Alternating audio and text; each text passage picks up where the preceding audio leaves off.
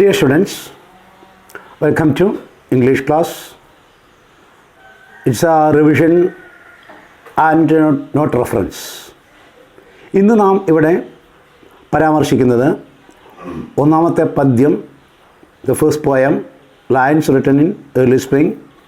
അതൊന്ന് ചെറുതായിട്ട്, വളരെ വിശദമായിട്ട് നിങ്ങൾക്ക് യൂട്യൂബിൽ ക്ലാസ് ഉണ്ട്, അതൊന്ന് ചെറുതായിട്ട് ഒന്നുകൂടി ഓർമ്മിപ്പിച്ചുകൊണ്ട് അതിൻ്റെ നോട്ട്സാണ്.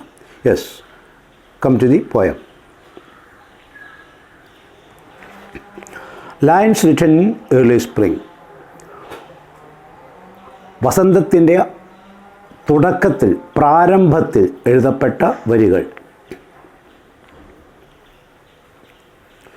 Written by William Wordsworth. അതുകൊണ്ട് പ്രൊഫൈൽ പഠിക്കണം, പ്രൊഫൈൽ റെഫർ ചെയ്യും. I heard 1,000 blended notes, while in a grove I sat reclined. I heard 1,000 blended notes. ഞാൻ ആയിരം സമ്മിശ്ര ധ്വനികൾ കേട്ടു. While in a grove I sat reclined. ഞാൻ ഒരു തോട്ടത്തിൽ വിശ്രമിച്ചു കൊണ്ടിരിക്കെ. ഇൻ ദാറ്റ് സ്വീറ്റ് മൂഡ്, ആ മധുരതരമായ അവസ്ഥയിൽ, when pleasant thoughts bring sad thoughts, അപ്പോൾ ആ നല്ല സുഖകരമായ സന്തോഷകരമായ ചിന്തകളിലും എന്തുകൊണ്ടോ എന്നിലേക്ക് ദുഃഖചിന്തകൾ കടന്നു വന്നു.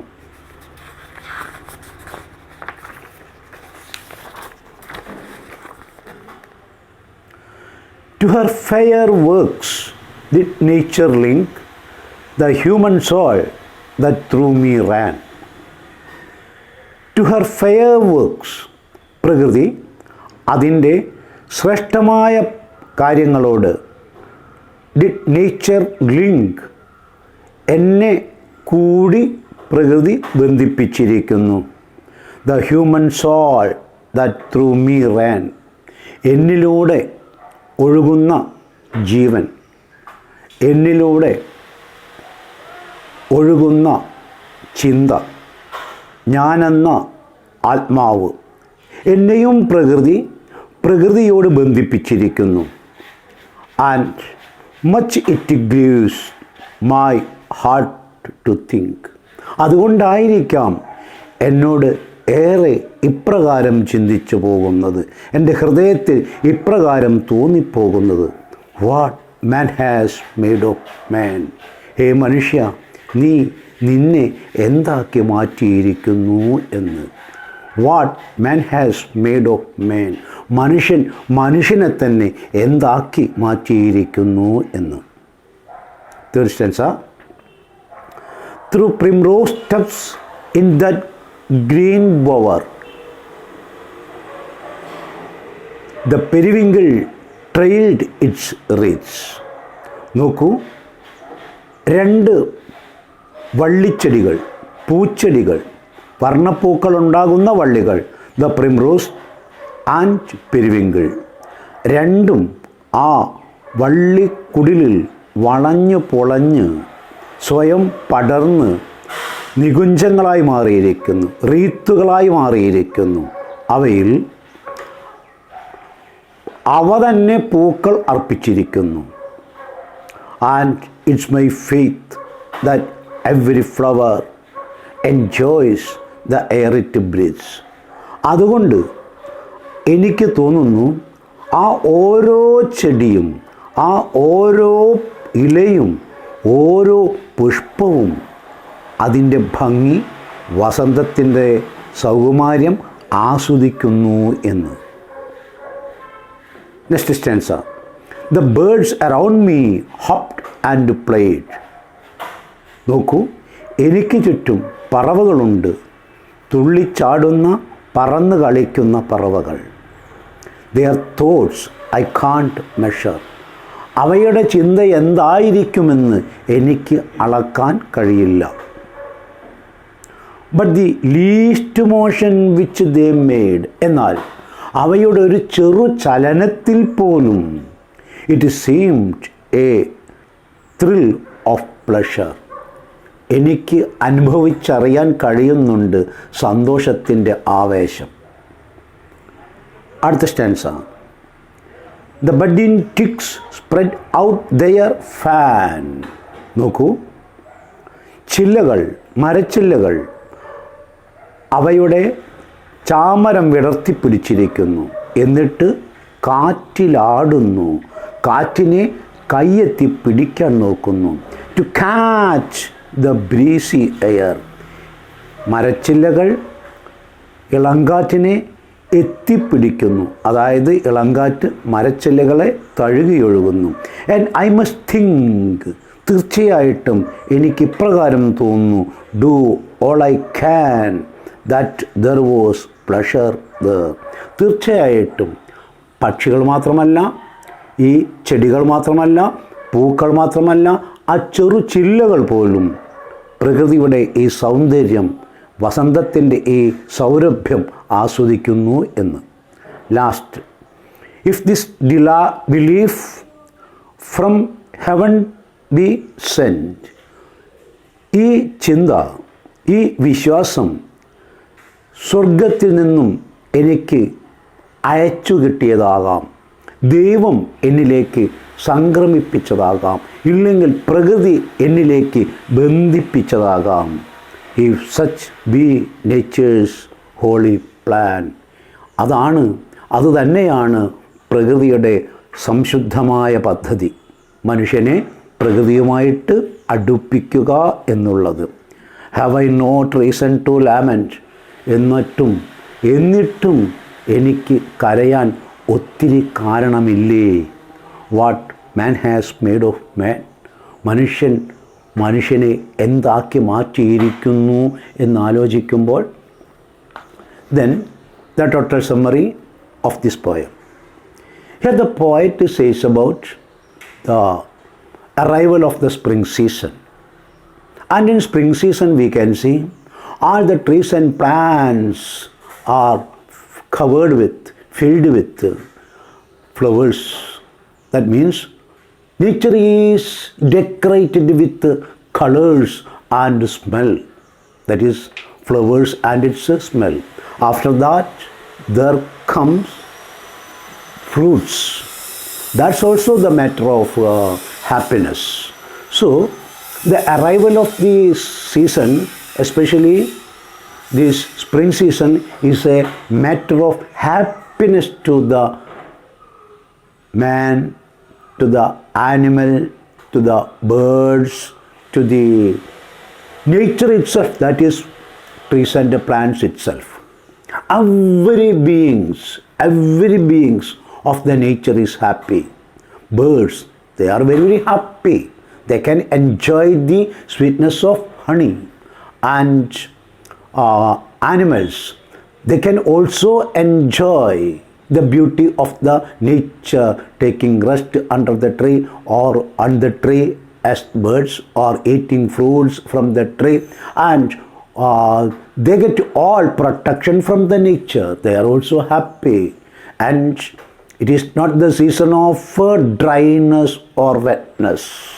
It is a season of fullness of the filling of the nature. So all are happy except human beings.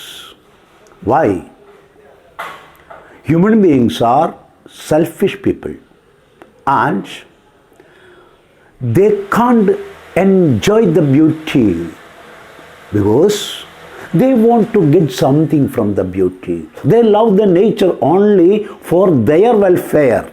They love the nature only for getting something from it. But birds are not like that. Animals are not like that. Trees and plants are not like that. But only human being is selfish, and he has made him the worst creature of this world. അവനെ തന്നെ ഈ ഭൂമുഖത്തെ ഏറ്റവും വൃത്തികെട്ട ജീവിയാക്കി മാറ്റിയിരിക്കുന്നു. ഇനി അതിൻ്റെ ചോദ്യങ്ങളും കൂടി. Yes, now come to the reference of the questions. I heard 1,000 blended notes, while in a grove I sat reclined. ഇവിടെ വരുന്ന ചോദ്യങ്ങൾ. Who is I referred here? We know William Wordsworth, the poet. And what is meant by blended notes? എന്താണ് ഈ സമ്മിശ്ര സംഗീതധ്വനികൾ? That means the sound or the voice and the noise that come from the nature. പ്രകൃതിയിൽ നിന്ന് വരുന്ന എല്ലാ ശബ്ദങ്ങളും, may be the sounds of the birds, the voice of human beings, or maybe the chirping of the birds and the whispering of the wind, everything that are the blended notes of the nature. And sat, the old style of sat. In the sweet mood when pleasant thoughts bring sad thoughts to the mind. And this is the matter of, or this is the time of, or this is the event of happiness. Why this poet is only sad? എല്ലാവരും സന്തോഷിച്ചിരിക്കെ എന്തുകൊണ്ട് കവി മാത്രം ദുഃഖിതനായിരിക്കുന്നു? Because human beings are selfish. They can't open their mind in the happiness given by the nature or in the beauty of the nature.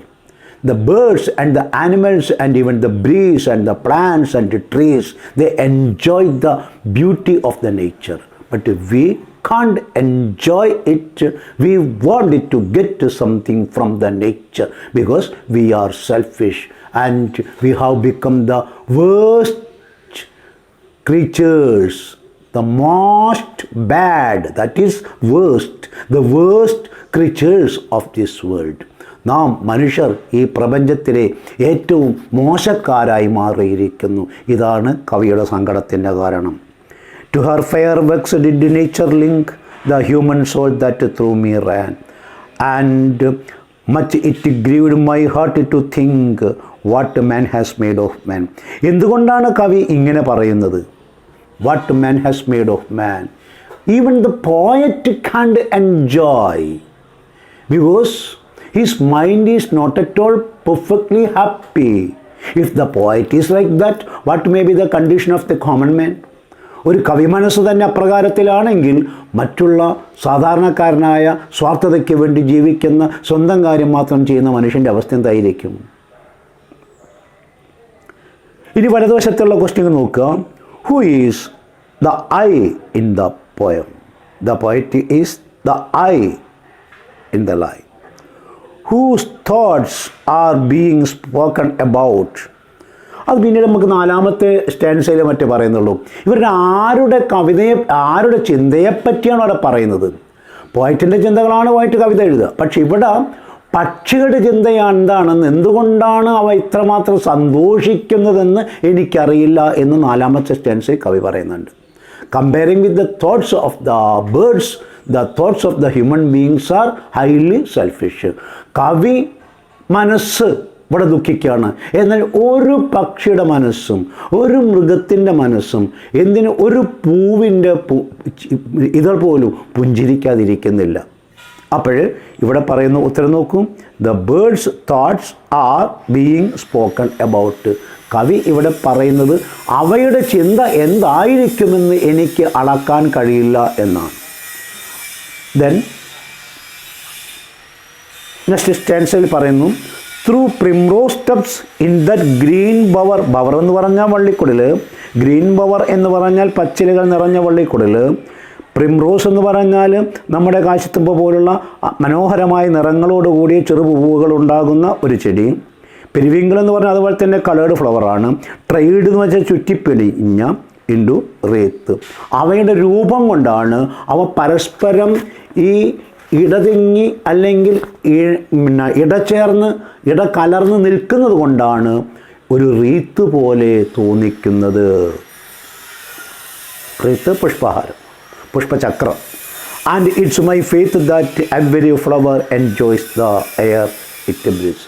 എൻ്റെ ചിന്ത ഇങ്ങനെയാണ്, എൻ്റെ തോന്നൽ ഇങ്ങനെയാണ്, ഈ പ്രകൃതിയിലെ വിടരുന്ന ഓരോ പൂവും പ്രകൃതിയുടെ ഭംഗി ആസ്വദിക്കുന്നു എന്ന്. ചോദ്യത്തിലേക്ക് വരാം. Even though he could not measure their thoughts, what conclusion did he reach on? കവിക്ക് പക്ഷികളുടെ ചിന്ത അളക്കാൻ പറ്റില്ലെങ്കിലും എന്തായിരിക്കാം അവയുടെ ചിന്ത എന്ന് കവി പറയുന്നത്. The poet concluded that the birds were happy and joyful as they hopped and played. പിന്നീടാണ് സ്റ്റാൻസ് വരുന്നത്. തുള്ളിച്ചാടുന്നത് കൊണ്ട് നമുക്കറിയാം, മാരിവിൽ കാണുമ്പോൾ മയിൽപ്പേട നൃത്തം വയ്ക്കുന്നു. സന്തോഷം കൊണ്ട് പച്ചപ്പുല്ല് കാണുമ്പോൾ മാൻപേട തുള്ളിച്ചാടുന്നു. വയറു നിറയെ അമ്മിഞ്ഞപ്പാൽ കുടിച്ചാൽ പശുക്കുട്ടി തുള്ളിച്ചാടുന്നു. ഇങ്ങനെ പ്രകൃതിയിൽ അല്ലെങ്കിൽ മധു, തേൻ നിറയെ വയറ് നിറയെ കുടിച്ചു കഴിഞ്ഞാൽ കിളികൾ പാട്ടുപാടുന്നു. പഴങ്ങൾ തിന്നാൽ പക്ഷികൾ പാട്ടുപാടുന്നു. So when they mingle with the nature, they are happy and they show their happiness, except human beings. അതുകൊണ്ടാണ് ഈ തുള്ളിച്ചാടുന്ന പറവകളെ നോക്കി, ചുറ്റിപ്പറക്കുന്ന പറവകളെ നോക്കി കവി പറയുന്നത് അവ സന്തോഷവാന്മാരാണെന്ന്. Question number 4, where was the poet? ആദ്യത്തെ ഭാഗത്തെ ചോദ്യമാണത്. എവിടെയാണ് കവി? The poet was in a grove. അദ്ദേഹത്തിൻ്റെ മുറ്റത്തെ തൂപ്പിലായിരുന്നു, മാന്തോപ്പിലായിരുന്നു, അല്ലെങ്കിൽ മരത്തോപ്പിലായിരുന്നു, അല്ലെങ്കിൽ പൂന്തോപ്പിലാവാം. Then the birds around me hopped and played. കണ്ടോ, ഇതാണ് ആദ്യം ചോദിച്ചത്. അപ്പോൾ പരീക്ഷയ്ക്ക് എവിടുന്ന ചോദ്യം വരെ നമ്മൾ അറിയില്ല. Their thoughts I can't measure. തുള്ളിച്ചാടുന്ന പക്ഷികളുടെ മനസ്സ്, ചിന്ത എനിക്കളക്കാൻ കഴിയില്ല. But the least motion which they made. എന്നാൽ അവയുടെ ചെറു ചലനം പോലും, ലീസ്റ്റ്, ലിറ്റിൽ, ലെസ്, ലീസ്റ്റ്, ഏറ്റവും ചെറിയ, ഏറ്റവും നേരിയ, മോഷൻ, ചലനം, അവയുടെ ചെറു ചലനം പോലും കണ്ടാൽ എനിക്ക് മനസ്സിലാകും it seemed A thrilling pleasure. അവ വളരെ സന്തോഷത്തിലാണെന്ന്. ഇനി ചോദ്യം വരുന്ന ഭാഗം നോക്കാം. What did the poet here while sitting there? നോക്കൂ, അവസാനത്തേക്ക് തന്ന ചോദ്യം ആദ്യത്തെ ചോദ്യമാണ്. എന്താണ് അദ്ദേഹം കേട്ടത്? He heard the blended notes of the birds. അത് പറയാം, അല്ലെങ്കിൽ he heard the blended notes of the nature. പ്രകൃതിയുടെ സംഗീതമാണ് അദ്ദേഹം കേട്ടത്, അല്ലെങ്കിൽ പക്ഷികളുടെ കളകൂജനമാണ് അദ്ദേഹം കേട്ടത്. Question number 6, why was the poet sad? എന്തുകൊണ്ടാണ് കവി ദുഃഖിതനായത്? To see the state in which men live. മനുഷ്യൻ എത്തിച്ചേർന്ന, മനുഷ്യൻ ജീവിക്കുന്ന അവസ്ഥയെക്കുറിച്ച് ഓർത്തപ്പോൾ ദേ വർ ഡിവൈഡഡ് അമംഗസ്റ്റ് ദംസെൽസ്. മനുഷ്യൻ, ഇന്നത്തെ മനുഷ്യൻ 200 കൊല്ലം മുൻപ് കവി എഴുതിയതാണ്. പക്ഷെ ഇന്നത്തെ മനുഷ്യൻ്റെ അവസ്ഥ നോക്കും. ഇന്നും മനുഷ്യൻ മതപരമായി, വർഗപരമായി, വർണ്ണപരമായി, ഉള്ളവൻ, ധനൻ ഇല്ലാത്തവൻ, എല്ലാ തരത്തിലും മനുഷ്യൻ അവനവനെ വകതിരിച്ചിരിക്കുന്നു, വേർതിരിച്ചിരിക്കുന്നു. മതത്തിനുള്ളിൽ പല മതങ്ങൾ, ജാതിക്കുള്ളിൽ പല ജാതികൾ, അതുപോലെ തന്നെ വർണ്ണ വ്യത്യാസം, അതുപോലെ തന്നെ സാമ്പത്തിക വ്യത്യാസം, അതുപോലെ തന്നെ സാമൂഹിക വ്യത്യാസം. ഇതൊന്നും പക്ഷികൾക്കില്ല, ഇതൊന്നും മൃഗങ്ങൾക്കില്ല, ഇതൊന്നും തന്നെ പ്രകൃതിയിലില്ല, മനുഷ്യന് മാത്രം. അതുകൊണ്ട് മനുഷ്യ, നീ എന്തായി മാറിയിരിക്കുന്നു? ഇതാണ് കവിയോട് തന്നെ ചോദിച്ച് സങ്കടപ്പെടുന്നത്. Not one man was responsible for others thought. ഒരു മനുഷ്യനും മറ്റുള്ള മനുഷ്യൻ്റെ ട്രബിളിൽ, ബുദ്ധിമുട്ടിൽ സങ്കടപ്പെടുന്നില്ല. Humans no longer lived in harmony. എന്തുകൊണ്ടോ മനുഷ്യൻ ഇപ്പോൾ പക്ഷികളെപ്പോലെ, മൃഗങ്ങളെപ്പോലെ സഞ്ചയമായിട്ട്, കൂട്ടായിട്ട്, സ്വയം ഒരു ഗ്രൂപ്പായിട്ട്, താളാത്മകമായിട്ട് ജീവിക്കുന്നില്ല. ഇതാണ് കവിയുടെ സങ്കടത്തിന് കാരണം. Then the budding twigs spread out their fan to catch the breezy air. ഈ മുകുളങ്ങളുള്ള, മുട്ടുകളുള്ള ചെറുചില്ലകൾ അവ കാറ്റിനെ എത്തിപ്പിടിക്കാൻ ശ്രമിക്കുന്നു.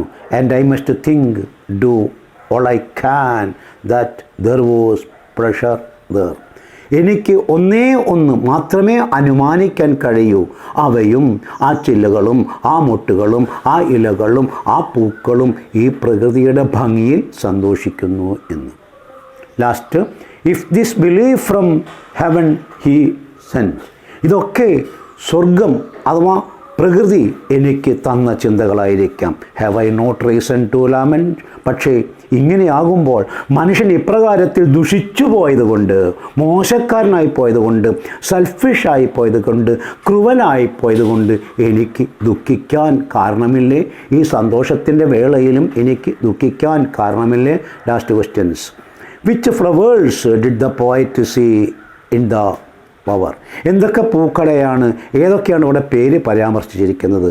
The poet saw primrose and periwinkle. 2 ഫ്ലവറേ പറഞ്ഞുള്ളൂ, primrose and periwinkle. Next question, what did the flowers have in common? പൊതുവെ പൂക്കളെപ്പറ്റി അദ്ദേഹം പറഞ്ഞതെന്ത്? All the flowers enjoyed the fresh air they breathe. പൂക്കൾ അത്രയും ഓരോ പൂവും തൻ്റെ അടുത്തുകൂടി ഒഴുകിപ്പോകുന്ന ആ ഇളങ്കാറ്റിനെ ആസ്വദിക്കുന്നു എന്നാണ് കവി പറഞ്ഞത്. How did the poet describe the mood of the birds? പക്ഷികളുടെ മാനസികാവസ്ഥയെ എപ്രകാരത്തിലാണ് കവി വെളിവാക്കുന്നത്? The birds hopped and played. പക്ഷികൾ തുള്ളിച്ചാടുന്നു, അതുകൊണ്ട് they seemed to pleasure and excitement in their movement. പക്ഷികളുടെ ചെറു ചലനത്തിൽ പോലും സന്തോഷവും ജിജ്ഞാസയും ഉണ്ടെന്നാണ് കവി പറയുന്നത്. 10th question, what does the poet say about the budding twigs? ഈ മുകുളങ്ങളുള്ള മൊട്ടുകളുള്ള ചില്ലകളെക്കുറിച്ച് കവി എന്ത് പറയുന്നു? The budding twigs blossomed to feel the breeze air. അവയെങ്ങനെ ഈ ചെറുചില്ലകൾ ഇങ്ങനെ കയ്യാട്ടി തലയാട്ടി ഇലകളാട്ടി നിൽക്കുന്നത് കാറ്റിനെ എത്തിപ്പിടിക്കാനാണ്, അതിനെ ആസ്വദിക്കാനാണെന്ന് കവി സങ്കല്പിക്കുന്നു. And last question, choose and write 2 lines from the poem that are examples of personification. ഒരു ആശയത്തെ, ഒരു ഐഡിയയെ പേഴ്സണായിട്ട്, വ്യക്തിയായിട്ട് സങ്കല്പിക്കുമ്പോൾ മാഷ് പറഞ്ഞതൊന്നാണ്, അഹിംസ എന്ന ആശയത്തെ വ്യക്തിയായി സങ്കല്പിക്കുമ്പോൾ അതിനെ പേഴ്സോണിഫിക്കേഷൻ, മൂർത്തീകരണം എന്ന് വിളിച്ചാൽ അത് മഹാത്മജിയാണ്. Mahatmaji is the symbol of personification of ahimsa. ആർദ്രതയെ, സ്നേഹഭാവത്തെ അല്ലെങ്കിൽ ചികിത്സയെ, അതുപോലെയുള്ള ആതുര സേവനത്തെ മൂർത്തിയായി സങ്കല്പിച്ചാൽ, വ്യക്തിയായി സങ്കല്പിച്ചാൽ ആ രൂപം നമുക്ക് മദർ തെരേസയ്ക്ക് കൊടുക്കാം. Mother Teresa is the personification of that loveliness towards other beings. അതാണ് പേഴ്സോണിഫിക്കേഷൻ. ഇവിടെ 2 വരികൾ എടുത്തെഴുതാനാണ് പറഞ്ഞത്. ഒന്നാമത്തത്, to her fair works did nature link. Her എന്ന് വിളിച്ചു പ്രകൃതിയെ. പ്രകൃതിയെ സ്ത്രീയായി സങ്കല്പിച്ചുകൊണ്ട്, അമ്മയായി സങ്കല്പിച്ചുകൊണ്ട് അവളെന്ന് വിളിച്ചു, അല്ലെങ്കിൽ അവരെന്ന് വിളിച്ചു. അതാണ് ഇവിടുത്തെ ഒരു പേഴ്സോണിഫിക്കേഷൻ. രണ്ടാമത്തത്, the budding twigs spread their fan. ഈ ചില്ലകൾ തന്നെ പങ്ക പോലെ, വിശറി പോലെ ഇങ്ങനെ വീശിക്കളിക്കുന്നു. അതാണ് മറ്റൊരു പേഴ്സോണിഫിക്കേഷൻ. ആ ആശയത്തെ, ഇവിടെ വിശറിയില്ല, ഒന്നുമില്ല. അപ്പോൾ ഈ ചില്ലകളാണ് വിശറിയായിട്ട് ഇവിടെ പേഴ്സോണിഫൈ ചെയ്തിരിക്കുന്നത്, ഈ 2 വരികൾ. അതുകൊണ്ട് ഈ പദ്യം തീർച്ചയായിട്ടും നമുക്ക് മാർച്ച് പരീക്ഷയ്ക്ക് തന്നതാണ്. ഇപ്പോഴും ചെറിയ റെഫറൻസാണ്. ഇനിയും ക്ലാസ്സിൽ ഒത്തിരി നോട്ട് തരും, ഒത്തിരി ഭാഗങ്ങൾ വീണ്ടും വീണ്ടും പരാമർശിക്കും. അതുകൊണ്ട് മാഷ് ആദ്യം തന്നിരിക്കുന്ന ആ പോയം യൂട്യൂബ് ക്ലാസ് നോക്കുക, ഇതും കേൾക്കുക, ഈ ചോദ്യം ഒന്ന് വായിച്ചെടുക്കുക. You can write any question as answer. Thank you.